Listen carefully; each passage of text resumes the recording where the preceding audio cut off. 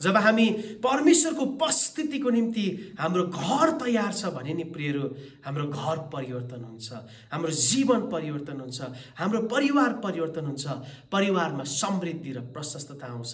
जब ओबेद एदोमको घरमा करारको सन्दुकले बास पायो, 3 महिना भित्रमा ओबेद एदोमको घर प्रशस्त भयो। प्रियहरू, जब परमेश्वरको वास्तविक उपस्थिति तपाईको जीवनमा आउँछ, तपाईको जीवन प्रशस्ततामा परिणत हुन्छ, तपाईको जीवनमा समृद्धि आउँछ।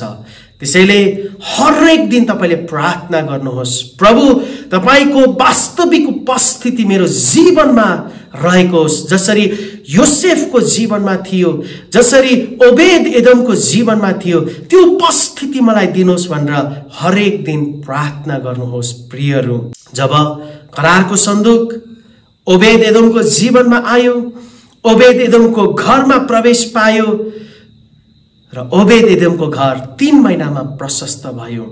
जब हामी परमेश्वरको उपस्थितिको निम्ति हाम्रो घर तयार छ भने नि प्रियहरू, हाम्रो घर परिवर्तन हुन्छ, हाम्रो जीवन परिवर्तन हुन्छ, हाम्रो परिवार परिवर्तन हुन्छ, परिवारमा समृद्धि र प्रशस्तता आउँछ।